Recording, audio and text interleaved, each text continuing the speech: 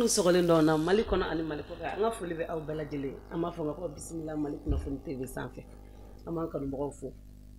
kɛrɛnkɛrɛnnenya na an ka tunkarankew an ka foli b'aw ye bi an bɛ émission an y'a daminɛ an ka yɛlɛ donc an bɛna émission an ka yɛlɛ bi an ka invité ale invité surprise ye donc an bɛna kuma di a yɛrɛ ma ka se k'a yɛrɛ présenter invité yɛrɛ jɔni a bɛna o fɔ aw de ɲɛna sisan invité ni ɲankuma somɔgɔw bɛ di tɔɔrɔ tɛ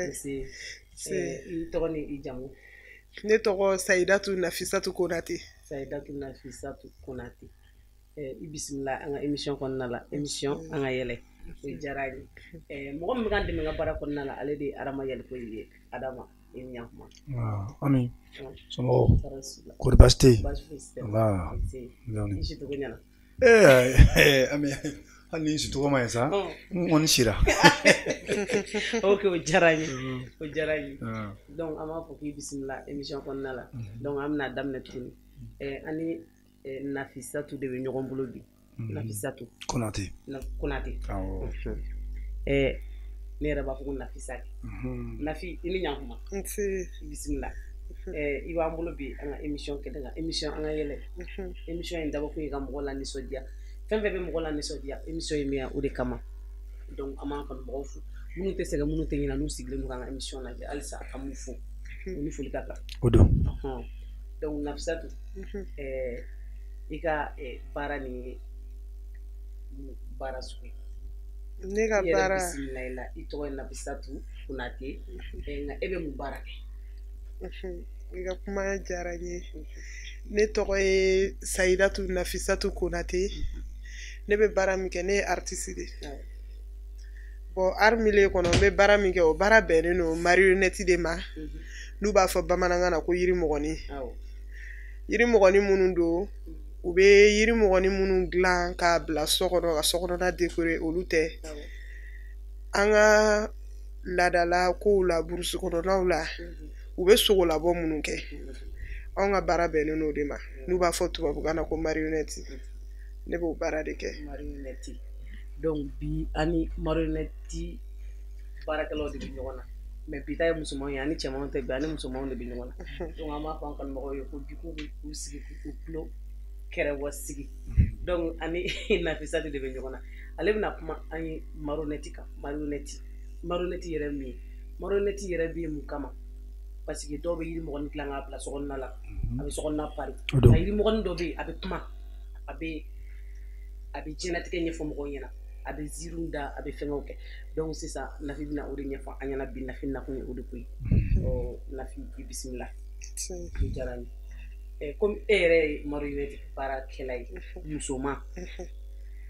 i ka musoya kɔnɔna la marionnette baara in i y'a daminɛ san jumɛn ne ye marionnette baara in daminɛ a ma san jan bɔ nka ɲani n k'a daminɛ n tun bɛ dɔn de kɛ fɔlɔ n ye dɔn daminɛ depuis 2018 ka na 2019 ninnu kɔnɔna la n tun bɛ baara kɛ ni compagnie dɔ ye n'u b'a fɔ o ma ko Jamayele n bɛ baara kɛ ni Amadu Sanogo o ni Usman Baba Kulibali n tun bɛ baara kɛ n'olu ye n ye san caman kɛ olu fɛ baara la ɲani ka marionnette ko in daminɛ donc o hukumu kɔnɔna la an b'a fɔ n k'an bɛ Usmani Baba Kulibali a fɔlen don an ka kɛnɛ kan ani Amadu Sanogo n'o ye karamɔgɔ dɔ ye ani Amadu Sanogo ko monsieur bonjour donc bi an bɛ ko yanni Nafi ka marionnette daminɛ a tun ye dɔɔnin kɛ donc dɔɔnin marionnette u bɛ taa ni ɲɔgɔn ye o ye tiɲɛ Ami o diyara n ye dɔɔnin marionnette u taa ni ɲɔgɔn ye u taa ni ɲɔgɔn ye dɛ Nafi dɔɔnin marionnette bɛ taa ni ɲɔgɔn ye dɔɔnin marionnette bɛ taa ni ɲɔgɔn ye pour que i ka kɛ sogobɔla ɲanama ye i ka kɛ marionnette si ɲanama ye f'i ka se dɔn na de i mana marionnette kɛ togo togo a tɛ taa dɔn kɔ n'i ye marionnette spectacle lajɛ togo togo a tɛ taa dɔn kɔ dɔɔnin marionnette bɛ taga ni ɲɔgɔn ye sogobɔla fan o fan f'a tigi ka se dɔn na n'i tɛ se dɔn na i tɛ se ka marionnette kɛ a bɛ kɛnɛya fana ko fɔ a bɛ kɛnɛya ko fɔ kosɛbɛ mais est-ce que lujuratɔ bɛ se k'a kɛ marionnette bon lujuratɔ b'a kɛ ni courage bɛ lujuratɔ min na parce que o exemple b'anw yɛrɛ bolo nin yɔrɔ la n bɛ n baaraɲɔgɔn fo Burama Dumbiya c'est vrai a bɛ cun sen kan dɔɔni mais manipulation na a bɛ se yɛrɛ de a bɛ se manipulation na yɛrɛ n bɛ se k'a fɔ a bɛ se ka tɛmɛ sema fɛn fɛn b'anw bolo a bɛ se ka tɛmɛ o bɛɛ kan quoi. An ka foli Burama ye. Donc marionnette baara kɔnɔna la lujuratɔ ko t'a la foyi t'a la n'a y'a sɔrɔ courage de b'i la ko courage yɛrɛ de b'i la ka baara kɔnɔna la i bɛ se ka marionnette baara o ye tiɲɛ awɔ donc Nafi de bɔra k'o fɔ an ɲɛna sisan Adama Nafi ne ko marionnette suguya ye joli bon marionnette suguya ka ca a suguya ka ca yɛrɛ de an ka laadala marionnette ninnu olu bɛ yen u b'a fɔ ko muso tɛ maga olu la u b'a fɔ ko muso tɛ maga an ka laadala marionnette ninnu na i n'a fɔ kɔnɔw i b'a ye burusi kɔnɔna la i bɛ kɔnɔw y'u bolo i bɛ masquew y'u bolo gɔnw ni waraw b'a la u b'a fɔ ko muso tɛ maga olu la bon anw bɛ baara kɛ ni marionnette minnu ye a fana ye yiri ye yiriw don an yɛrɛ bɛ sogow fana manipuler hali so ninnu an ye création dɔ kɛ an ka compagnie nama la o création i bɛ sow de y'a la o ni masquew gɔnw ni waraw an kɔni ka compagnie na muso b'a bɛɛ utiliser aw tana t'a la quoi anw tana aw fɛ yen aw ka compagnie bon an ka compagnie na dɛ Bamakɔ yan ma burusi kɔnɔ mɔgɔw ka fɛn fɔ o ye ko wɛrɛ ye quoi mais an ka compagnie na Bamakɔ yan muso tana t'a la masque fɛn fɛn b'anw ka compagnie na muso b'a bɛɛ utiliser compagnie nama la aw ka compagnie tɔgɔ de ko compagnie nama compagnie nama a directeur ye Yakuba Magasuba ani Ombotime Bukari Ombotime an ka administrateur ye Gejuma Sogodogo an ka foli bɛ Gejuma Sogodogo ye ka foli bila Yakuba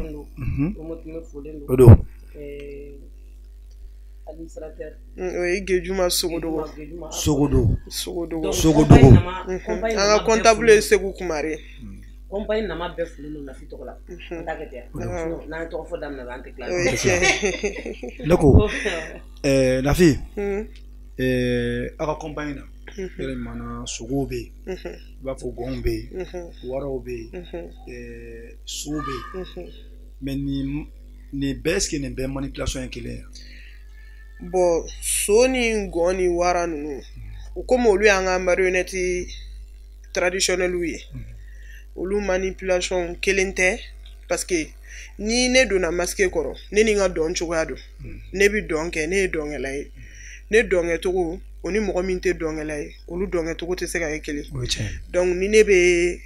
gɔn kɔrɔ ou bien ni ne bɛ wara kɔrɔ a bɛ se ka kɛ ne bɛ dɔn kɛ ka ɲɛ ni faga ye ni ye mais mɔgɔ min tɛ dɔnkɛla ye n'o donna kɔrɔ peut-être o ka ne bɛ dɔn kɛ ka se niveau min na o ta tɛna se so fana la so manipulation ka gɛlɛ i b'a fɔ a ka nɔgɔ parce que fɛn dɔ de don i bɛ don a kɔnɔ de e de bɛ nin k'a la a ka girin mais e de bɛ nin k'a la e de bɛ taa n'a ye e de bɛ boli n'a ye boli min fana don boli yɛrɛ tɛ f'a ka kɛ so ka boli ye pour que i ka se ka so manipuler a pas de danse bɛ yen mais mɔgɔ minnu tɛ dɔnkɛla ye olu b'a essayer k'a ɲini comme ne ye dɔnkɛla ye a caman ka nɔgɔn ne ma généralement parce que so la n'i ko k'i bi fɛn tagama n'a ye normalement an bɛ bɔrɔ ni fɛn minnu k'a la i bɛ yɛlɛ olu kan donc pour que i ka se ka tagama so kɔnɔ i bɛ pas de danse de bɛ yen i b'a essayer i bɛ sen kelen bila ɲɛfɛ dɔ in bɛ to kɔfɛ i bɛ taa dɔɔni n'a ye hali n'i kan ka girin n'a ye ni sen filaw coincera ɲɔgɔn na ou bien ni senw taara ɲɔgɔn fɛ a ma nɔgɔ a bɛ kɛ i b'a fɔ a bɛ n'i labi i m'a ye olu manipulation tɛ kelen ye bon masque ninnu manipulation o bɛ dépend mɔgɔ min b'a don o tigi de bɛ nin k'a la bon marionnette wɛrɛw b'an bolo minnu ye tubabu ye olu marionnette bon hali farafin marionnette dɔw bɛ marionnette attige b'a la mais attige ninnu marionnette attige ye jumɛn attige ye berelama dɔ de ye olu bɛ jouer castellet de kɔnɔ castellet yɛrɛ ye jumɛn kasɛlɛ ye fɛn min ye i b'a sɔrɔ n'a spectacle bɛ na je scène sanfɛ i b'a sɔrɔ fini finman kɛlen don ka fɛn dɔ lakori o fɛn in kɔnɔ marionnette bɛ jouer o de kɔnɔ kasɛlɛ kɔnɔ an ka mɔgɔw bɛ hali marionnette dilan marionnette atiju dilan yiri la mais généralement tiji yɛrɛ tubabuw ka fɛn ninnu de parce que kasɛlɛ kɔnɔ fɛn ninnu o ye tubabuw ta ye an fɛ yen farafinna yan nɔ ladala marionnette minnu bɛ yen o ye sogow o ni sogo so ninnu ni masque ninnu ni gɔ masquew ni fɛn wɛrɛw olu de b'an bolo yan nɔ n'u b'a fɔ ko musow tɛ maga olu la. N'i y'a faamu sisan i b'a fɔ sisan kasɛlɛ ka marionnette manipulateur bɛ bila kɔfɛ mais fɛn yɛrɛ bɛ bila a ɲɛfɛ. Fɛn yɛrɛ b'a ɲɛfɛ o de ye kasɛlɛ ye mais manipulatrice min bɛ kɔfɛ mɔgɔw t'o ye. Mɔgɔw t'o ye parce que fini de bɛ mɔgɔw n'o cɛ. Mɔgɔw t'o tigi ye o de ye kasɛlɛ ye. Kasɛlɛ ye bila a tɔgɔ marionnette ni a manipulateur ni ɲɔgɔn cɛ c'est à dire o bɛ kɛ i b'a fɔ ko yiridenw. Awɔ o bɛ kɛ i b'a fɔ ko yiridenw o de bɛ fɛn tige bɛ manipuler o kɔnɔ. Bon o ye tige minnu ye minnu n'an b'a minɛ an bolo la k'an jɔ an b'a minɛ an bolo la k'an jɔ de kasɛlɛ kɔnɔ fo ka spectacle ban bon tige wɛrɛw fana bɛ yen o tige ninnu ne y'o ye anw yɛrɛ la quoi an ka compagnie na parce que an ye formation dɔ kɛ Yaku bolo formation femme marionnettiste formation in a baara bɛɛ kan ka bɛn san 3 de ma a kalan bɛɛ kan ka bɛn o de ma. I b'a fɔ stage. I b'a fɔ stage mais formation min don fondation Duni mɔgɔw de tun ye Yakuba Magasuba financer formation in kama i b'a fɔ école a bɛ musow kala a la ka musow dege marionnette cogoya la ka tila ka musow dege marionnette manipulation na o bɔ muso minnu fana kun don farafinna dugu damadamanin caman kun b'a la parce que a appel à candidature kun adressé don Afrique de l'Ouest de la Burkina tun b'a la Abidjan tun b'a la Mali La Guinée Togo bon a san 3 fana a délai kun ye min ni formation kɛra création wagatiw la n'u y'an dege n'an sera manipulation ni fɛn bɛɛ la mise en scène ninnu o bɛɛ b'a kɔnɔna la n'an sera o bɛɛ la an yɛrɛ ka essayer ka se ka an ka création k'an yɛrɛ ye an ka essayer ka se ka an ka création k'an yɛrɛ ye formation in kɔfɛ. Donc formation in kɔnɔna la sisan n'i y'a faamu aw bɛ former ka kalan kɛ aw san 3 kɔnɔna la après o san 3 aw yɛrɛ bɛ se ka mɔgɔ wɛrɛ former. En plus fana ka se ka création de spectacle kɛ n'a ye an yɛrɛ ye. Abijatu i ko marionnette fil o ye a yirilama mais ayi jurulama o ye jurulama de ye mais marionnette jɛnya don o ye jumɛn parce que i bɔra k'o kuma fɔ ko marionnette jɛnya. Sisan marionnette an kun bɛ tige de la bon o tige ninnu fana ni n ko dɔ bɛ kasɛlɛ kɔnɔ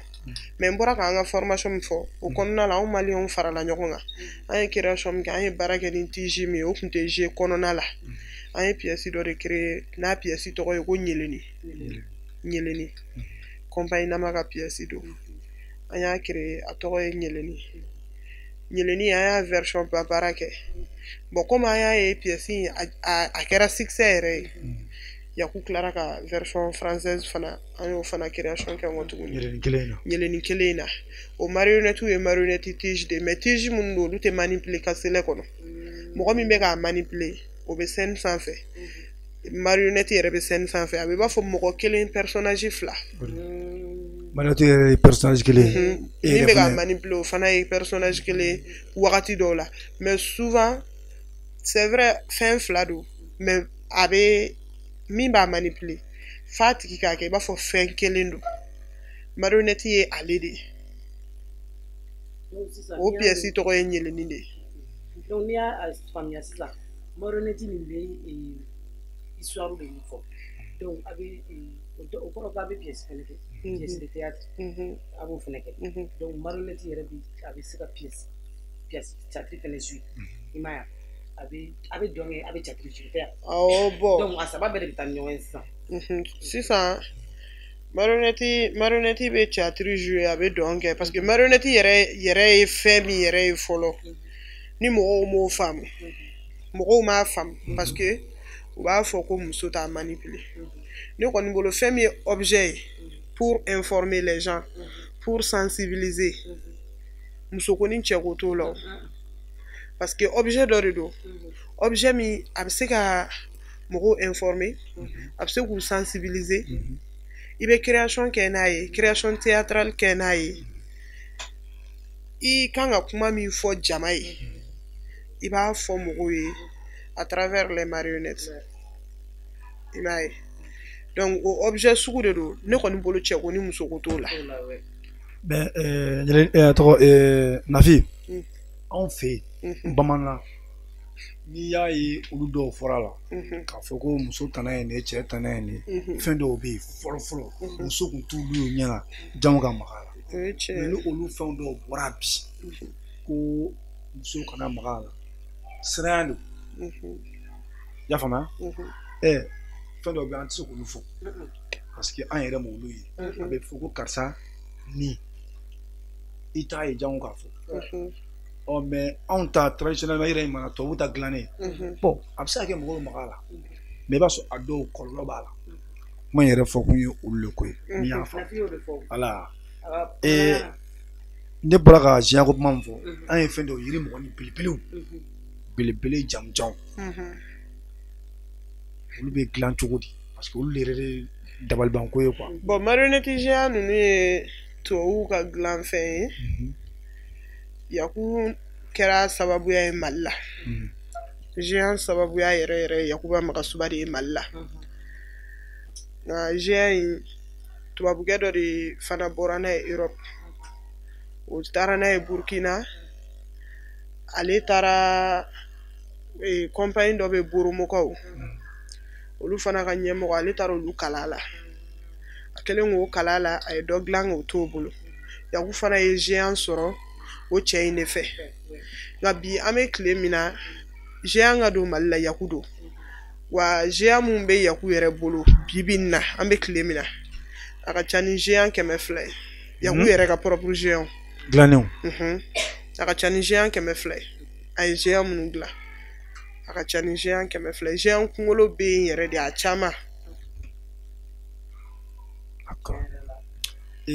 géant kɔfɛ fana yɛrɛ mana an ye dɔw ye marionnette fitininw dɔw bɛ yen bien vrai que sogo don i b'a fɔ ko so i b'a fɔ ko ɲɔgɔmɛ i b'a fɔ waraba bon masque dɔw fana bɛ yen mais masque in a bɛ min masque dɔw mɔgɔ dɔw bɛ masque don u ɲɛ na ka jouer i b'a sɔrɔ masque dɔrɔn de bɛ yen mais fari tɔ ye fɛn wɛrɛ ye bon est ce que o fana jouer cogo ni dɔ in jouer cogo ye kelen ye ayi olu jouer cogo ni géant jouer cogo tɛ kelen géant ye marionnette min ye ale bɛ don kɔ la de i b'a fɔ sagi a bɛ don kɔ la i b'a fɔ sagi de géant y'o de mais marionnette jamjaba don belebelebaw don bon e bɛ ka marionnette afili min fɔ juru de bɛ k'ale la o juru ninnu sen juru bɛ yen bolo juru bɛ yen kunkolo juru bɛ yen da juru bɛ yen kɔ kolo la cɛkisɛ o juru bɛ yen disi yan yɔrɔ fana la juru bɛ yen juru bɛ kimirikun 2 la i m'a ye sen kɔfɛla la juru b'o 2 fana la n'i ye mouvement kɛ ni fɛn fɛn sisan ni i ye juru ninnu de bɛɛ dɔn ni bɛna manipuler n'i bɛ fɛ ka yɔrɔ min kɔrɔta i bɛ maga o yɔrɔ la i b'o juru saba o yɔrɔ bɛ i b'a fɔ bolo n'i ye bolo kɛ tan bolo bɛ wuli n'i ye bolo juru sama bolo bɛ wuli n'i bɛ fɛ ka sen wuli n'i ye sen juru saba sen bɛ wuli n'i bɛ fɛ ka sen 2 bɔ a kɔrɔ juru dɔ bɛ yen parce que a bɛ kɛ courant de la juru ninnu bɛ kɛ courant de la ka sɔrɔ k'a siri marionnette la donc courant kɔfɛla la juru dɔ bɛ n'i y'o saba berenin dɔ bɛ da o yɔrɔ la n'i y'o sama sen 2 bɛ kɔrɔta olu ye marionnette afiliw ye mais olu ye marionnette fitininw de ye duguma olu ye marionnette fitininw ye bon e bɛ ka masque minnu fɔ masque bɛ don ɲɛda la de i bɛ sɔrɔ k'a fini don a bɛ don ɲɛda la i bɛ sɔrɔ k'a fini don i m'a ye ale bɛ don ɲɛda la i bɛ sɔrɔ k'a fini don bon masque don fana ye delilan de parce que pour que i ka fiɲɛ sama a kɔrɔ a ma nɔgɔn i ka fiɲɛ sɔrɔ a kɔrɔ ka dɔn kɛ a ma nɔgɔn delilan don marionnette afili ninnu yalima dilan yiri b'a dan ma bon marionnette yɛrɛ dilan yiri a dilan an bɛ minnu utiliser a dilan yiri b'a dama parce que n'i ye yiri giriman ta k'a kɛ masque ye i tɛ se ka don ŋɛna ye o bois rouge tɛ se ka kɛ masque ye o k'a don ɲɛda la o ma nɔgɔn dɛ i bɛ se ka o yiri giriman ninnu fo n'i y'a marionnette dilan k'a bila so kɔnɔ comme décoration parce que mɔgɔw bɛ hali kurun ni fɛnw dilan n'a ye fo n'i y'a dilan k'a bila so kɔnɔ comme décoration sinon i tɛ se k'a fɔ k'i bɛ yiri giriman dilan ka jouer n'a ye. mais marionnette ninnu aw yɛrɛ de b'u dilan wa walima a b'u dilannen sɔrɔ de parce que n'i m'a mɛn ko compagnie nama i b'a sɔrɔ compagnie kɔnɔna la fabrication bɛ yen ou bien yalima aw bɛ dɔw dilan wa walima a bɛ fan wɛrɛw de fɛ. bon Yaku ka compagnie na marionnette tɛ bɔ fan si. Yaku ka compagnie na an yɛrɛ de b'a dilan an ye formation min kɛ Yaku bolo a y'an dege marionnette dilan de la fondation Duni mɔgɔw ka formation a y'an dege a dilanni na ka sɔrɔ k'an dege a manipuler la an yɛrɛ de b'a dilan mais yiritigɛlaw b'a bolo n'o ye Badara o ni Dumiya olu mɔgɔ fila bɛ Yaku bolo minnu b'a ka yiri tigɛ n'olu ye yiri tigɛ an yɛrɛ b'a ta ye k'a fɛn tɔw kɛ tuma dɔw la an yɛrɛ ni formation bɛ yen anw yɛrɛ de an ka femme marionnette formation bɛ yen anw yɛrɛ de y'an ka fɛn bɛɛ kɛ k'a bɛɛ peinture k'a bɛɛ kɛ. cela veut dire que formation kɔnɔna la i bɛ dege a bɛ a ka fɛnw bɛɛ dilan ka tila k'u bila en place. ayi mais hali ni formation tɛ yen komi Yaku ka compagnie na hali ni formation tɛ yen don o don marionnette dilan bɛ yen a bɛ fɔ atelier don don o don marionnette bɛ dilan Yaku fɛ yen diɲɛ don o don marionnette ala ye dugu jɛ diɲɛ don o don marionnette bɛ dilan Yaku fɛ yen. Ami an ka foli bɛ Yaku ye Yakuba ani Umutime ani dɔw yɛrɛ tɔgɔ filɛ ka bɔ kɔnɔ sa Segu Kumare. Ala an b'u fo parce que denmisɛnninya la sisan a ma nɔgɔn jeune ka don baara kɔnɔ i b'a kɛ ne b'a dɔn degun b'a la fɛnw b'a la mais o bɛɛ la u b'u lansaya kɔnɔna la Nafi mun ye marionnette yɛrɛ ja e ye pour que ka don a kɔnɔna la parce que fɔlɔ i tun bɛ dɔɔnin kɛ nin y'a ja e yɛrɛ ni ye ka don a la. bon min ye marionnette ko yɛrɛ ja ne ni ye ka don a la ne y'a ye u b'a fɔ ko muso tɛ marionnette manipuler fɔlɔ parce que diɲɛ fɛn bɛɛ ye kanu de ye quoi diɲɛ fɛn bɛɛ ye kanu de ye ko in a kanu kun bɛ ne la depuis bi tɛ mais i kuma sira sɔrɔ n kun ma sira sɔrɔ k'a fɔ n b'a kɛ cogo di parce que n kun bɛ n yɛrɛ ɲininka muso tɛ fɛn min kɛ est ce que i bɛna se k'a baara kɛ yan bon kabini ne y'a ye Yaku ninnu bolo une fois a diyara ne yɛrɛ ye ka tɛmɛ o bɛɛ kan a diyara ne ye ka tɛmɛ o bɛɛ kan wa nin yɔrɔ in na fana n bɛ Yaku fo kosɛbɛ n b'a fo yɛrɛ yɛrɛ de parce que Yaku kɛlen don ka a y'anw muso caman de fara ɲɔgɔn kan ka se ka baara in kɛ musow fɛ baara ma nɔgɔn dɛ musow fɛ baara ma nɔgɔn yɛrɛ de bon pour que ne yɛrɛ ka se ka courage sɔrɔ ka se fo bi ma ale yɛrɛ ka timinandiya ni nisɔndiya diɲɛ ko gɛlɛya dɔ b'a la quoi n ye gɛlɛya caman sɔrɔ a la n ye gɛlɛya caman yɛrɛ de sɔrɔ a la mais komi baara in a kanu de bɛ ne la donc gɛlɛya ninnu ma se ka fɛnba bɔ a la quoi olu ma se ka fɛnba bɔ a la i m'a ye olu ma se ka fɛnba bɔ a la. I ka kuma kun kɔnɔna la Adama muso kun tɛ ne kun ma muso caman ye marionnette la Mali kɔnɔ yan kosɛbɛ ne kun bɛ muso kelen dɔrɔn de dɔn min bɛ marionnette kɛ Mali la. O jɔn ye. Awaja i n'a fɔ Awaja. tiɲɛ don. Segu ka Awaja. Segu ka Awaja. An b'a fɔ i n'a kɔnɔ. Awɔ kulo b'i la. Ne kun b'ale dɔrɔn de dɔn muso ye mun bɛ marionnette kɛ Mali bɛɛ. Cela veut dire que évolution bɛ ka na. Ne kɔni kun b'ale dɔrɔn de dɔn mun bɛ marionnette. Ne yɛrɛ ye siɲɛ kelen. Ne kun tɛ muso foyi dɔn. Mais après Awaja Yaku de nana ka na muso ka formation ta k'a lawuli ka muso caman don marionnette la donc an bɛ Yaku fo donc cɛw bɛ se ka fɛn fɛn kɛ baara hukumu kɔnɔna la ko nin baara ye ko n bɛ fɛn de sɔrɔ a la muso bɛ se ka disi da a la dɔɔnin o don bien donc an bɛ Yaku fo kosɛbɛ dɛmɛli la an ka musow dɛmɛli la u ka marionnette ko in k'a maga suba Ami question dɔ bɛ ne bolo marionnette yalima a bɛ denmisɛnninw de nisɔndiya wa walima mɔgɔkɔrɔbaw de nisɔndiya. i ka o kuma diyara n ye marionnette tɛ a tɛ ko denmisɛnninw dɔrɔn a bɛ yen bɛɛ de kama hali dugutigi n'a bɛ ka kokolo kɛ a bɛ se k'a ladi ni marionnette ka sira ye ka sɔrɔ a ma kɛ ni dɔgɔyali ye a ma kɛ ni kɛlɛ ye a ma kɛ ni wɔyɔ ye a ma kɛ ni foyi ye hali ne yɛrɛ ka propre création dɔ bɛ parce que n ye formation kɛ Yaku bolo a y'a yira an na ale ka kɛlɛ de ye pour que musow sen ka don baara in na parce que k'a yira la ale y'a ye marionnette domaine kɔnɔ musow mabɔlen don a la ko kelen do ka musow bila kɛrɛfɛ k'u gɛn k'u bila kɛrɛfɛ k'u ka fɛn tɛ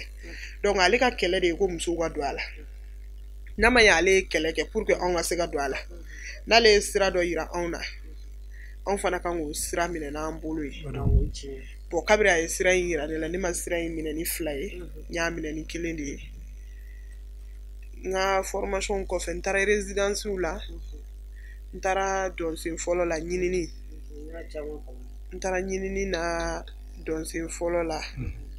Lasana Kone fɛ yen nɔ n tun bɛ résidence la yen nɔ n ye création dɔ kɛ yen nɔ o création kun bɛ kuma an ka dukɔnɔna kow kan a pièce la ne kelen de kun bɛ jouer sur scène mais ne kelen kun bɛ jouer mais n kun bɛ ka jouer ni marionnette à table de ye olu fana ye marionnette modèle wɛrɛw ye mais olu ye tubabu ta ye o marionnette ninnu bɛ manipuler tabali de sanfɛ donc o kuma kɔnɔna la i ka kuma latigɛ ta an bɛ Lasana Kone fo an b'a fɔ nin yɔrɔ in na a ka dɛmɛ la denmisɛnninw dɛmɛni na muso dɛmɛni na ani cɛw dɛmɛni na par sabula Lasina Yaku u nana ka na denmisɛnninw olu bɛ se ka fɛn min kɛ denmisɛnnin dɔnkɛla artistes ye quoi dɔnkɛla komi cɛtilibɔlaw komi yirimɔgɔ ni dilannaw olu bɛ se ka mun k'u ye u bɛ na ni projet ka denmisɛnninw wele ka na ka projet d'u ma donc a b'a kɛ a yɛrɛ b'aw dege pour que a bɛ se ka mɔgɔ wɛrɛ dege cogo min na i m'a faamu donc o hukumu kɔnɔna la an b'u fo olu fɔlɔ an bɛ dɔnsen fɔlɔ fo an bɛ compagnie nama fo nin yɔrɔ in na k'u ka foli bi yan ko u y'an dɛmɛli min kɛ an b'u fo halisa u tulo b'i la olu bɛɛ folen kɔ sa an bɛ Wuso Saka fo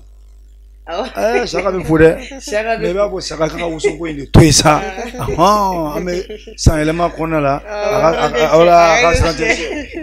donc o hukumu kɔnɔna la Nafi halisa an bɛna émission kɔnɔ an taara yan'an ka na émission kɔnɔ Adama Nafi ye marionnette kɛla de a yɛrɛ tellement que a ka kuma expliquer cogo la ka moralu di cogo la marionnette yɛrɛ diyara ne ye a diyara ne ye parce que sisan an bɛna taa a ka marionnette yɔrɔ dɔw lajɛ ka a ka image dɔw lajɛ pour que k'a yira mɔgɔ la k'a fɔ ko tiɲɛ na muso cɛ dɔrɔn tɛ marionnette kɛ muso fana b'a kɛ donc an bɛ an kanumɔgɔw fo donc an ka jɛ an ka lajɛ an ka Nafi ka nin yɔrɔ lajɛ ɲɔgɔn fɛ yɛlɛ b'a la nisɔndiya b'a la ladilikan b'a kɔnɔna la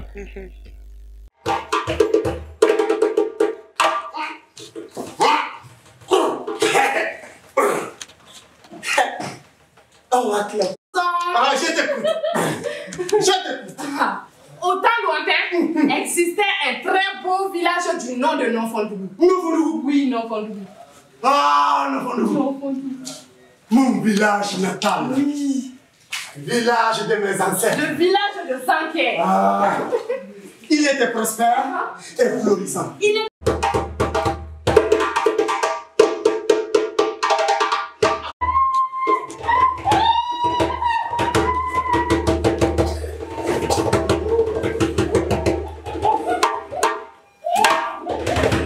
segilen ka na émission kɛnɛ kan donc Adama an bɔra ka Nafi ka marionnette mun lajɛ sisan Nafi bɛ se ka dɔ expliquer an ɲɛna an bɔra ka i ka yɔrɔ mun lajɛ sisan Ami yanni Nafi ka explication di ne kɔni ɲɛ ye min ye tɔgɔ cɛ ka so boli musow fana ka so boli parce que n'i ma fili kɔni musow b'a la dɛ musow b'a la cɛw b'a la Nafi yɛrɛ n'a walawalali kan nin ko la donc an bɔra ka yɔrɔnin minɛ aw bɔra ka yɔrɔnin minɛ sisan compagnie nama ka création de don n'u b'a fɔ a ma ko les chevaux bon a création kɛra formation intensive dɔ de kɔnɔna la ni Espagne ambassadeur mɔgɔw ye a financé a kɛra formation intense kɔnɔna la musow tun b'a la cɛw tun b'a la aw kun ɲɛ bɛ sobolila minnu na sobolila mɔgɔ fɔlɔ min tɛmɛra o ye n baarakɛɲɔgɔn ye Burama Magasuba filanan min nana o ye ne yɛrɛ ye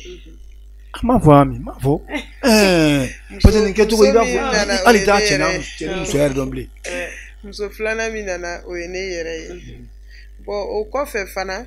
komi n tun y'a fɔ aw ɲɛna n ye résidence kɛ Lasana ko ne ka yɔrɔ la o résidence kɔfɛ n tilara ka taa n ye résidence dɔ fana sɔrɔ komi olu bɛɛ ye n yɛrɛ ka propre projet ye o kɛra Strict Move mɔgɔw ka yɔrɔ la n'u bɛ Falajɛ olu ye n wele ka taa résidence k'u ka yɔrɔ la a résidence kɔnɔna la n postulé la ni projet min ye o projet kun bɛ kuma an ka yɔrɔw cogoya kan environnement projet in kun fɛn ye lutte contre déforestation i m'a ye ka se ka yiritigɛ kɛlɛ o kan ka kɛlɛ dɛ i ma ye hali pour que ka a tɔgɔ ji kala sa n'a ma ɲa k'i b'a tigɛ i ka dɔ tura a nɔ na k'a bɛɛ tigi sama ka bɔ ye fɛn tɛ o fana ma fɔ dɛ wala an ka foli bɛ eaux et forêts k'u hakili to o yɔrɔ nin na kosɛbɛ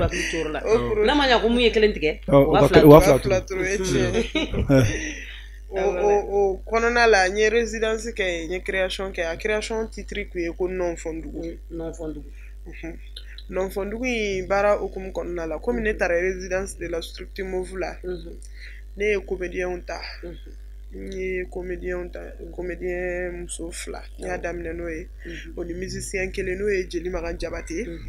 comédienne minnu tun bɛ ka jouer pièce kɔnɔ ka fara ne yɛrɛ kan Yusuf Fofana tun b'o la Kadijatu Jara tun b'a la o ni ne yɛrɛ donc an muso 3 de tun bɛ ka jouer sur scène Jeli Magan Jabate ale tun bɛ ka accompagner ni Jeme an ye baara kɛ Strict Move la pendant 10 jours a kɔfɛ a 10 jours kɔfɛ restitution kɛlen n bɛ segin kɔ dɔɔni ni yɔrɔ la n bɛ foli di Modibo Tarawele ma Modibo Tarawele parce que ne ka Nɔnfɔndugu pièce c'est vrai ne ye marionnettiste ye ne ye comédienne ye n bɛ se ka sɛbɛnni kɛ parce que n ye kalan kɛ n ye comptabilité kɛ ESIGA la mais n'i ye pièce sɛbɛn mɔgɔw de fana bɛ minnu b'a lajɛ bon pour éviter tout ça n y'a wele n ko Modibo n ko ne kan ka taa résidence la Strict Move la ne mago bɛ pièce dɔ la parce que ne ka projet bɛ ka kuma lutte contre déforestation de kan n mago bɛ texte dɔ la n bɛna création na n ko komi an ye formation kɛ ɲɔgɔn fɛ anw jigi art la Jalakɔrɔji Astan Tangara ka yɔrɔ la o formation kun ye dɔɔnin bolo ye Grama Actorable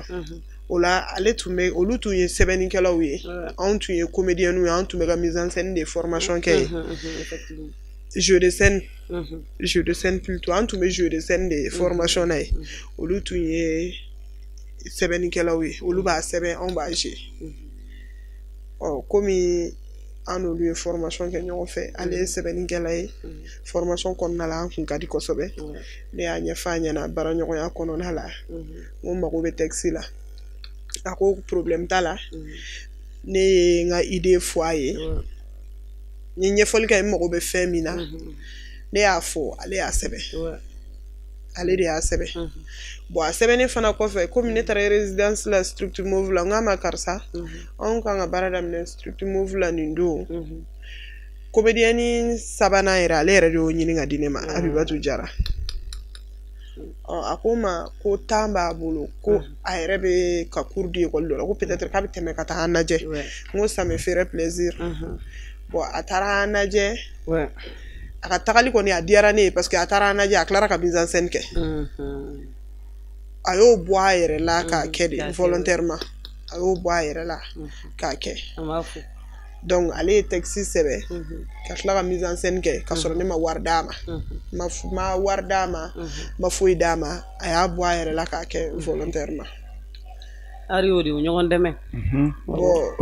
o kɛlen 10 jours ne ye baara min kɛ tiɲɛna Strict Move mɔgɔw olu yɛrɛ y'a ye u content kosɛbɛ u ko fɔlɔ an ka mɔgɔkɔrɔba ninnu tun tɛ se ka nin kɛ quoi n'i ye 10 jours d'u ma k'u ka baara kɛ k'a d'i ma k'u tun tɛ se ka nin ɲɔgɔn bɔ k'a di mɔgɔw ma ko art bɛ ka évoluer ko parce que 10 jours kɔnɔ an sera ka pièce sɛbɛn ka tila k'a je ka tila k'a jango tuguni ko tiɲɛna ko olu yɛrɛ nisɔndiyara kosɛbɛ bon o kɔfɛ ne y'a ye a diyara mɔgɔw ye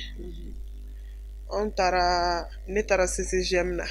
ni n ka dossier ye n bɛ CCGM mɔgɔw fo kosɛbɛ n taara don min na n ye directeur sɔrɔ yen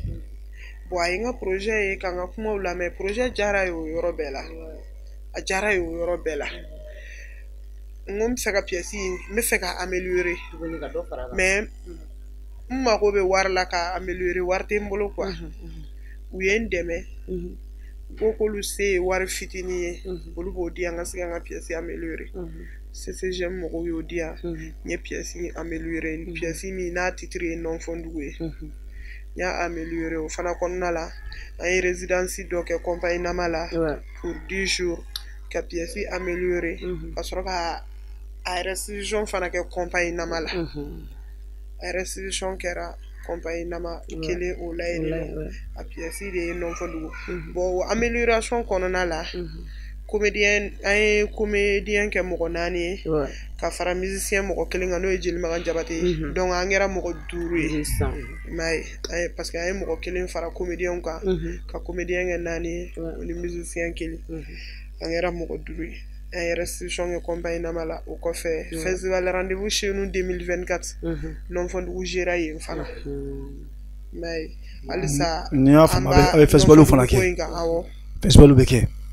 ça c'est bien an bɛ taa festival la kosɛbɛ ala an ka directeur yɛrɛ bɛ festival dɔ organiser Bamakɔ n'o ye rendez-vous chez nous ye rendez-vous chez nous à Bamakɔ Yakuba Magasuba ale b'o organiser Bamakɔ pièce in gera a ka ɲinan t'a la 2024 mais ni y'a faamu i yɛrɛ muso furulenw b'a ka troupe in na muso furulen caman b'a la ne yɛrɛ min sigilen filɛ ne yɛrɛ furulen don n bɛ foli di n cɛ ma kosɛbɛ Ibrahim Diallo muso furulen caman b'a la ne furulen don mɔgɔ wɛrɛw bɛ olu fana furulen don ah mais difficulté tɛ aw ni baara in na aw cɛw ɲɔgɔn cɛ difficulté t'a la bon difficulté kɔni tɛ ne kɔni ni n cɛ nin baara in na parce que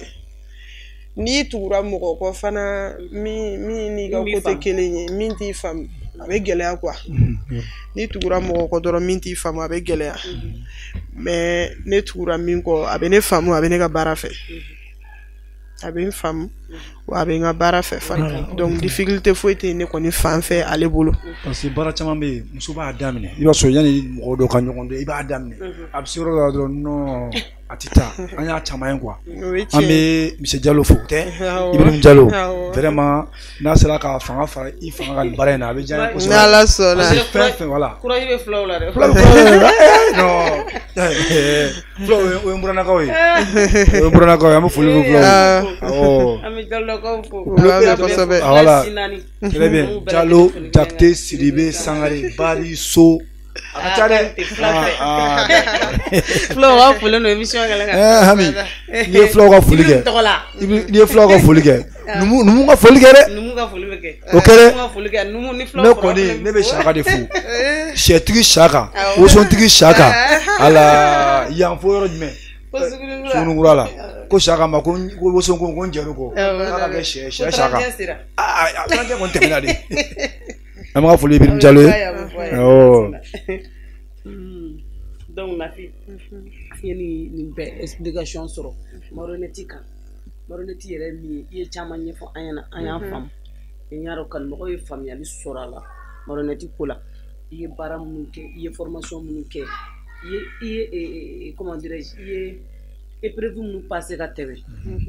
komi i y'a fɔ cogo min na ko gɛlɛya b'a kɔnɔ mais i sera k'i ka gɛlɛyaw surmonter dɔɔni hali sisan gɛlɛya b'a kɔnɔ parce que a ma daminɛ fɔlɔ a ma daminɛ dɔ de kɛra la parce que ni furulen don a baara ma nɔgɔ n'i ye denw sɔrɔ ka fara kan dɔ bɛ fara gɛlɛya i m'a faamu donc sisan courage ko nin de an b'a fɔ ko ale yɛrɛ ka courage dɔ fara courage kan ka bɔ fara dusu wala i b'i jija ka Ibrahim fana minɛ k'o kɛrɛnkɛrɛn i fan fɛ fulakɛ wala mais Nafi n y'a ye n'i taara Marakala yan fanfɛlaw la n'i taara Segu yan fanfɛlaw la n'i taara a tɔgɔ Wasolo yan fanfɛlaw la yalima ale olu marionnette différence b'o kɛcogo ɲɔgɔn cɛ parce que siɲɛ kelen kɔni n taara Marakala Kirango n b'a ye olu bɛ sogo dɔw bɔ a bɛ bɔ ji la bon nin yɔrɔ in na an bɛ foli di marakalakaw ma kosɛbɛ bɛɛ kulo b'i la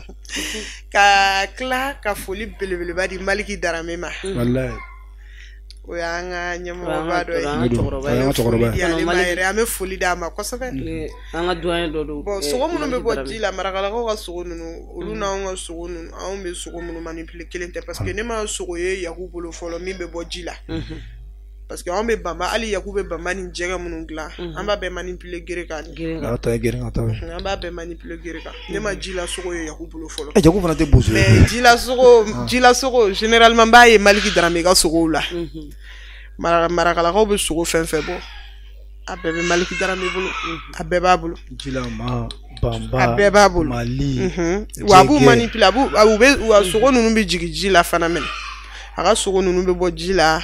hali fɛn waraw b'a bolo 4 pieds minnu ye 4 pieds ye min ni masque fana tɛ kelen ye 4 pieds i b'a fɔ sogo yɛrɛ bɛ cogo min na olu bɛɛ b'a bolo mais segukaw fɛ yen m'olu fana ta dɔw ye cɛbilencɛw tɛ yan segu ninnu na wa cɛbilencɛw b'o yɔrɔ la o ni masque ninnu bɛɛ ye kelen ye bon cɛbilencɛw ka dɔn ninnu ma musow y'olu la parce que olu ka dɔnw bɛɛ ye wolokiliw de ye cɛbilencɛw ka dɔn ye wala agrobasi cɛbilencɛw ka dɔn caman ye mais u bɛ masque don kansi o ye cɛbilencɛw tɛ maninkala yanfan ninnu fɛ kɔnɔ ninnu de bɛ bɔ yen ka caya kɔnɔ bɛ bɔ maninkala yanfan ninnu fɛ kosɛbɛ komi o yɔrɔ ninnu na musow ta manipule est ce que olu ka bolofara fɛn dɔ i b'a fɔ ko jɛgɛ minnu bɛ marakala ani sogo min bɛ maninkala ani min bɛ segu est ce que olu dɔ bɔ aw taw la bon an kɔnɔw kɔni b'anw bolo komi kɔnɔ bɛ burusi kɔnɔ mɔgɔw caman bolo kɔnɔw b'an bolo mais ani burusi kɔnɔ mɔgɔw ta tɛ kelen ye différence b'u la quoi différence b'u la différence caman b'u la d'accord différence caman b'u la parce que hali anw ye formation kɛ a yirara anw na marionnette objet de fɛn bɛɛ bɛ se ka k'a ye hali ni micro min sigilen filɛ nin n'a ka di ye i b'a se ka kɛ marionnette i b'a manipuler e de bɛ nin k'a la fɛn bɛɛ bɛ se ka kɛ marionnette ye hali an bɛ bidɔnni ni fɛn minnu filɛ a bɛɛ bɛ se ka kɛ marionnette ye anw yɛrɛ ye formation femme marionnette formation kɔnɔna la an ye formateur dɔ sɔrɔ Esconde ale bɛ bɔ Congo de o cɛ in ale ka baara bɛnnen don dɔrɔn a bɛ les ordures a b'o de ta ka kɛ marionnette ye ɲama ninnu a b'olu de ta ka kɛ marionnette ye a ka formation kɔnɔna la an yɛrɛ tun bɛ yaala ka taa ɲama de tɔmɔ pour que kana marionnette fabriquer yɛrɛ la baara b'a la ja nafa bɛ ɲama fana la n'a logo kɔni jama tɔgɔ a tɔgɔ fɛn ɲama kɔni nafa ye ka taa fili dɔrɔn de o a nafa tɛ ka taa fili dɔrɔn d'accord o diyara n ye adama an bɛna nafi ɲininka nafi o bɛɛ hukumu kɔnɔna la e ka marionnette baara n'i ye blocage sɔrɔ a kɔnɔ k'i ye degun dɔ sɔrɔ a kɔnɔna la jɔn de bɛ bɔ a degun kɔnɔ ou bien i bɛ bɔ a degun kɔnɔ cogo di en tant que femme bon à chaque fois ni ne ye problème sɔrɔ marionnette kɔnɔ parce que ne ye problème caman sɔrɔ a kɔnɔ dɛ ne ye problème baden de sɔrɔ a kɔnɔ parce que hadamaden bɛɛ n'i dacogo don ala bolo quoi mɔgɔw ka ko tɛ kelen ye art yɛrɛ ma nɔgɔn marionnette dɔrɔn tɛ art fan o fan art ma nɔgɔn pour que i ka se ka art kɛ f'i dusu ma ka jɔ n'i kɛra mɔgɔ ye mɔgɔ min ko bɛ digi a la joona parce que mɔgɔ dɔw bɛ ko bɛ digi u la joona de donc n'a digir'u la u bɛ essayer ka réagir a yɔrɔ la n'i kɛra o mɔgɔ ye dɔrɔn i bɛ se ka art kɔnɔ est ce que mɔgɔ sira bɛ digi mɔgɔ dusuba tɛ se ka nin kɛ bon mɔgɔ dusuba tɛ se k'a kɛ n'i kɛra mɔgɔ dusuba ye i bɛ sɛgɛn a kɔnɔ dɛ i bɛ sɛgɛn yɛrɛ ne ye degun yɛrɛ caman sɔrɔ n ye degun baden yɛrɛ de sɔrɔ mais o si ma n décourager quoi o si ma n décourager kɔnɔna la i bɛ se ka hali fitinin fɔ an ye hali n'a ma caya degun dɔ bɛ se k'i sɔrɔ a bɛ jigin voilà i b'a fɔ parce que wariko ye degun ye wala i ti wari yɛrɛ ka bɔ a la wariko ye degun ye dɛ i bɛ ka dɔn kɛ fɛn t'i bolo tellement que a digira i tɛ se ka ɲinɛ a kɔ quoi bon Ami kana nafi bila kuma la kana nafi bila kuma la nafi ami kana nafi bila kuma la ne kɔni b'a dɔn kɔni baara o baara ni tɛ wari kɔni tɛ sɔrɔ a la ami o yɛrɛ degun ye fɔlɔ dɛ nafi an b'i bolo fɛn dɔ bɛ k'i la mun yɛrɛ ma tɛmɛ hali ni wulila k'i sigi hali ni wulila ka bɔ sunɔgɔ la i bɛ kunu k'i sigi a fɛn minɛ kunna a bɛ kɛ mɔgɔ la quoi sinon baara in filɛ nin an bɛɛ bɛ degun sɔrɔ a la mais dɔ bɛ yen yɛrɛ de o de bɛ jouer kan kosɛbɛ pour que ɲɔgɔn fila kana kɛ tuguni dɛ ni ya ina na fike tika sia kuma ba so parce que mo to fo na kala a bɛ ka tɛ ka kuma a bɛ mɔgɔ tɔgɔ tɛ fɔ ah d'accord ala bi ayiwa kuma ne ye degun caman sɔrɔ fɛn in kɔnɔ ne degun baden ne sɔrɔ degun yɛrɛ caman furugu b'a la i ni mɔgɔw ɲɔgɔn cɛ la quoi i ni mɔgɔw ɲɔgɔn cɛ la furugu o yɛrɛ ye ne sɛgɛn o ye ne sɛgɛn kosɛbɛ yɛrɛ de o ye ne sɛgɛn kosɛbɛ mais a ma n découragé aw ni artiste tɔw ni ɲɔgɔn cɛ dun parce que i bɛ sɛ parce que ni artiste tɔw ni ɲɔgɔn cɛ i b'a sɔrɔ sisan dɔ bɛ yen i b'a sɔrɔ théâtre bɔla bɛ yen a tɛ marionnette yɛrɛ dɔn a t'a dɔn marionnette yɛrɛ ye min ye a b'a mɛn mɔgɔ da kɔnɔ mais aw ye marionnettekɛlaw ye aw n'olu n'a ye ɲɔgɔn sɔrɔ yɔrɔ kelen spectacle yɔrɔ kelen na o aw bɛ kɛ cogo di. bon n'ani artiste kɔni yɛrɛ dama mana ɲɔgɔn sɔrɔ yɔrɔ o ye joie de ye o dɔnkɛla fara théâtre bɔla kan marionnette aw mana ɲɔgɔn sɔrɔ yɔrɔ o ye joie de artiste yɛrɛ dama mana ɲɔgɔn sɔrɔ yɔrɔ an bɛɛ ye kelen de an bɛɛ ye kelen parce que i b'a dɔn ne yɛrɛ filɛ nin ye yɔrɔ ne bɛ dɔn kɛ o ne bɛ dɔn kɛ n bɛ dɔnkili da n bɛ n débrouiller dɔnkilida la très bien wa fana yirimɔgɔnin ko in bɛ k'o kɛ théâtre bɔla dɔw bɛ yen n'olu bɛ formation kɛ ɲɔgɔn fɛ parce que formation dɔw bɛ yen nɔ jeu de scène marionnettiste mago b'a la o pour que i ka kɛ comédienne ɲɛnama ye i mago bɛ jeu de scène na i m'a ye donc an n'u bɛ ɲɔgɔn sɔrɔ fɛn wɛrɛw la hali min ni fɛn wɛrɛw tɛ an bɛ ɲɔgɔn sɔrɔ hali formation na quoi hali administration formation an bɛɛ bɛ ɲɔgɔn an bɛɛ bɛ taa ɲagami ɲɔgɔn na i bɛ taa sɔrɔ nin ye théâtre bɔla ye nin ye dɔnkɛla ye nin ye yirimɔgɔnin dilanna ye fɛn bɛɛ i m'a ye bɛɛ bɛ ɲagami ɲɔgɔn na hali biennale la Mopti biennale min tɛmɛra n'a ma mɛn o biennale la an bɛɛ kun ɲagaminen bɛ ɲɔgɔn na dɔnkɛlaw b'a la dɔnkilidalaw b'a la ne yɛrɛ tun bɛ yen nɔ an bɛ ɲagami ɲɔgɔn na quoi fɛnw bɛ na aw bɛ jɛ ka baara kɛ ɲɔgɔn fɛ. mais i ka marionnette fɛn kɔnɔna la yalima i delila ka bɔ wa i b'a fɔ ka taa kɔfɛ walima. bon an bɔra an ye Mali dugu caman yaala an ye région caman yaala an ye Mali région caman yɛrɛ yaala Sikaso b'a la Segu b'a la o kɔfɛ fana Afrique kɔni an bɔra n taara une fois n taara Laginɛ Kanga Manjana dugu dɔ bɛ u b'a fɔ ma ko Manjana ne taara yen ne ni Jeli Maga ninnu an taara Yakuba canal de fɛ compagnie Nama canal fɛ jelikuntigi sigi tun bɛ yen an taara n'an ka marionnette jamujanba ninnu de ka taga parade kɛ ka animation kɛ an taara Laginɛ Kanga Manjana o kɔfɛ fana n taara Burkina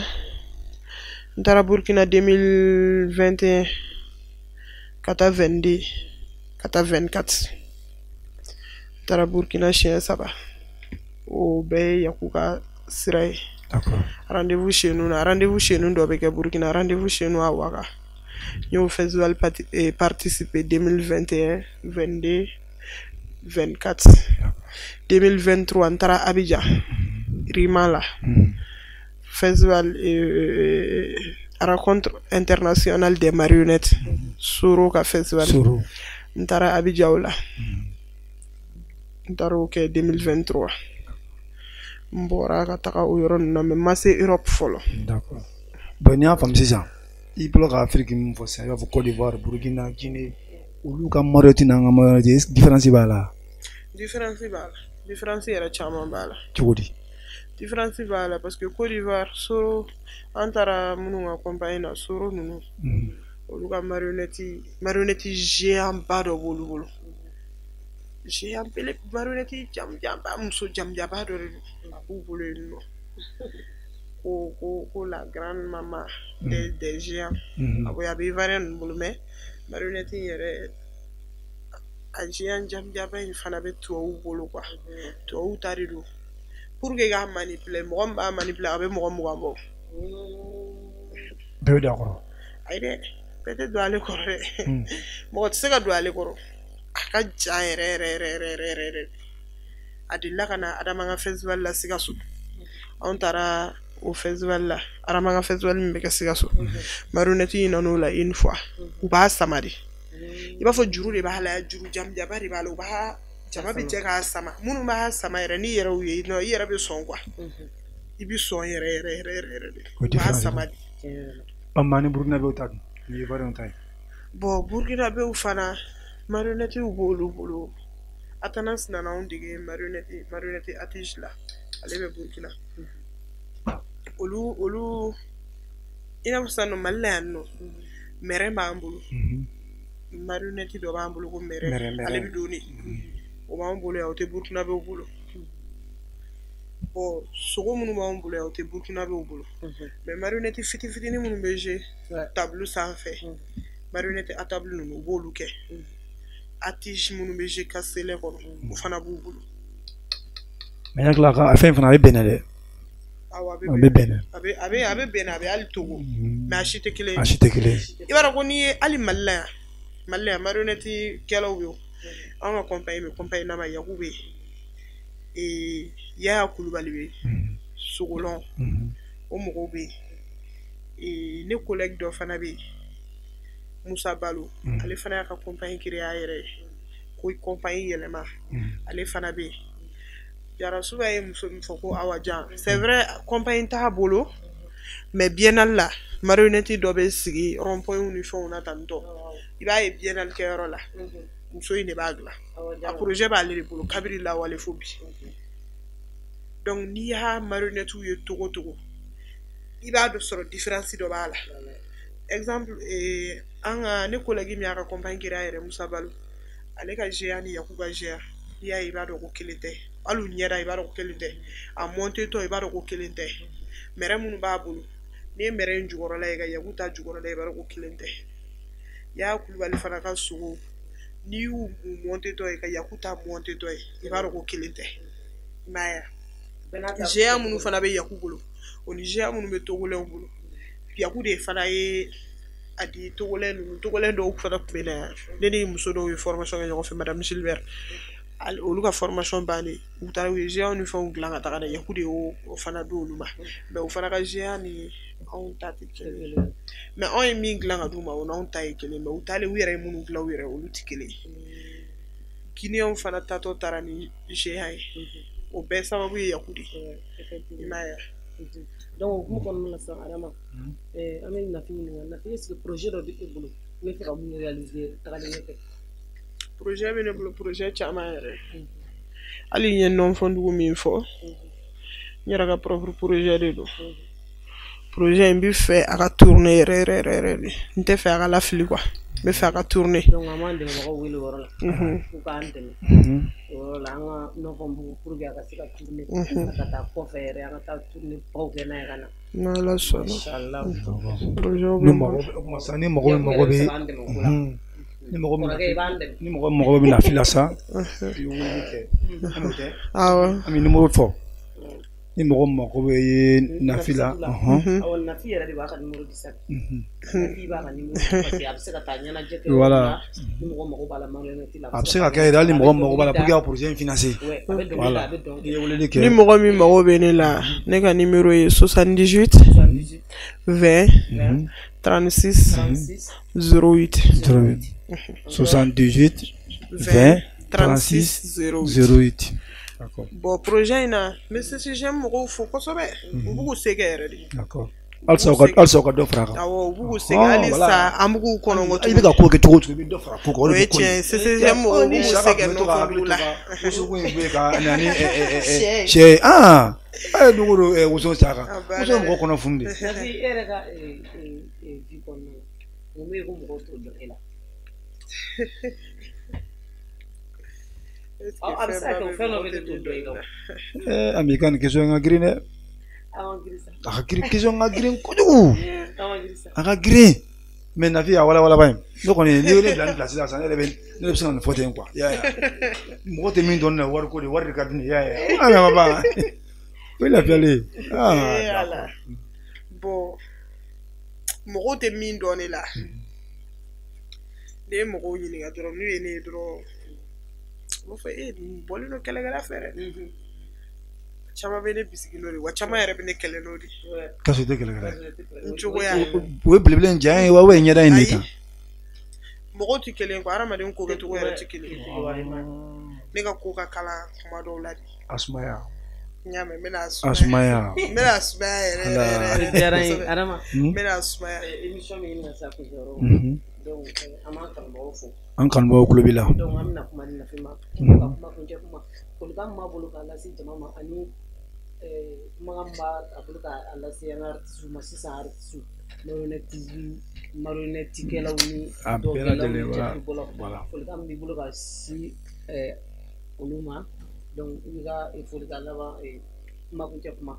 émission comme donc foligam menebu ne be aw yɛrɛ fo kosɛbɛ ka tila ka nga karamɔgɔw fo kosɛbɛ ka Yakuba Magasuba fo Dante foli mina ka Omotimbe fo Dante foli mina ka Segu Kubare fo ka Monsieur Amadou fo Amadou Sanogo conservatoire la ka Monsieur Amadou fo kosɛbɛ ka tila ka Ousmane Baba Kulibali fana fo kosɛbɛ parce que ni ya ne donna ar kono bi ale do bale fo kosɛbɛ ne be min fɔ artiste ye amabane Jalo Fura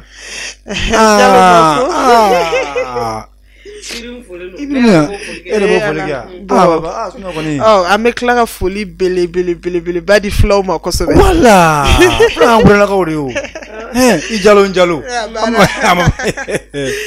ne kɔni bɛ min fɔ artiste denmisɛnninw ye ne ni ɲɔgɔnnaw diɲɛ ko o ko f'i ka courage de ta diɲɛ ko o ko f'i k'i cɛsiri ne kɔni b'a f'u ɲɛna u k'u cɛsiri de dɛ sira in ma nɔgɔn dɛ sira in ma nɔgɔn fɛn caman b'a kɔnɔ quoi mais n'i y'i ta o fɛn o fɛn dɔrɔn a bɛ tiɲɛ i bolo mais u k'u cɛsiri halisa u k'u cɛsiri n'i y'i cɛsiri diɲɛ ko o ko la i bɛ nɔ bɔ a la ne bɛ o dɔrɔn de f'u ɲɛna u k'u cɛsiri n'i y'i cɛsiri ko o ko la i bɛ nɔ bɔ a la sinon sira in ma nɔgɔn ne b'o de fɔ sisan artiste ye i ka foli ka mɛn na ne kɔni ka foli kɔni o bɛ daminɛ Saka la woso Saka ka woso bɔ yen k'a kɛ sɛ Saka ye n ka foli bɛ Ala Usumana Jawara yan fo fɛn tɔgɔ Bolibana i y'a faamuya ani Bakari Keita ani n ka denbaya familial bɛɛ lajɛlen yan fana tuguni fo Kati Kati an ka musokɔrɔba bɛ yen ai k'i ka madame fo ne bɛ n ka musokɔrɔba de fo fɔlɔ voilà ani ka grand sœur fo yan sa yan fo tigɛ nin na an ka foli bɛ bɛɛ lajɛlen kɛrɛnkɛrɛnya la Ami ayi n'i kɔni mago b'an na sa i b'an wele 76 01 83 47 i y'a faamuya i b'an sɔrɔ ni mago bɛ Nafi fana la sa o ka numéro fana dira a faamuna ayiwa Ami donc sisan an bɛ foli di an kanubagaw bɛɛ lajɛlen ma sanfɛ fo duguma an bɛ foli di an ka kanubagaw ma kɔfɛ ani Mali kɔnɔ yan Mali kɔnɔ ani Mali kɔ kan an ka tunkarankew b'a foli mɛ tunkarankew an ka foli b'aw ye an bɛ mun dɔn an tɛ mun dɔn an ka foli b'aw bɛɛ lajɛlen an b'an ka président fo général Assimi Goïta an ka foli b'i ye kosɛbɛ an b'an ka général fo kulo b'i la n'i ye Mali ye 10 a sababu y'ale de wallahi n'i y'a Malien bɛɛ ɲɛ yɛlɛ la sa Ala ni Assimi sababu wallahi donc an bɛ Assimi fo kosɛbɛ an ka 5 généraux an b'u bɛɛ lajɛlen o don an bɛ général bɛɛ fo tɔgɔ la ko u ni ce Mali ko la Ala ka Mali suma ami Ala ka Mali suma Ala ka Mali suma Ala ka hamina ami Ala ka émission in Ala ka taa ɲɛ ami Ala ka émission in taa ɲɛ ami an bɛ Mali kunnafoni TV kanubagaw bɛɛ lajɛlen fo ka baarakɛla bɛɛ lajɛlen fo an bɛ min dɔn an tɛ min dɔn mɔgɔ min kan ka réalisation kɛ ale ye Yaya ye Yaya Samake an b'a fo courage yɛrɛ bɛ y'a la courage b'a la dɛ courage min b'a la courage t'a ye an bɛ DG yɛrɛ fana fo an bɛ DG fo n'o ye Jalo ye o tɛ donc n'o bɔra yen an bɛ Saka fo Kounoura la Saka ka foli bɛ Woso an bɛ Sali fo Woso Saka Arayida la o don ka foli bɛ Bagadaji a ka magasin ba filɛ nin ye ka ɲɛsin pharmacie ma kosɛbɛ an b'a fo donc an kanubagaw foli tɛ ban Ami an bɛ kɔrɔmuso fo o don n'ale capitaine Kolo o don an bɛ Asata fo Asata Mayiga n'ale bɛ kan kɔnɔ u bɛɛ b'an ka émission o don émission bɛ bila dɔrɔn u b'a kala k'a sigi wallahi an bɛ kan kɔnɔ mɔgɔ bɛɛ lajɛlen kan kɔnɔ kulo b'i la donc après émission chaque mercredi a bɛ bila à partir de 18h araba nɛgɛ kanɲɛ 18 émission in bɛ bila mɔgɔ min tun b'an bolo bi ale ye Nafisatu Konate Nafisatu Konate ni bɛɛ b'a wele ko Nafi ale ka baara ye marionnette baara de donc an bɛ Nafi fo an nana an ka wele jaabi k'a diyara an ye an b'a fɔ ko sanu t'an bolo wari t'an bolo sanga an kɔni se min o ye nin an b'a kanubagaw fo donc an bɛ bi émission an b'a kuncɛ yan nɔ donc réalisateur Yapi ala an ka foli bɛ yaa ye i y'a mɛn ko jɔnni kunna di ba ko sababu ɲuman i y'a sababu an tɛ voilà ale bɛ kamera kɔfɛ donc an b'a fɔ k'an bɛn araba wɛrɛ bye bye merci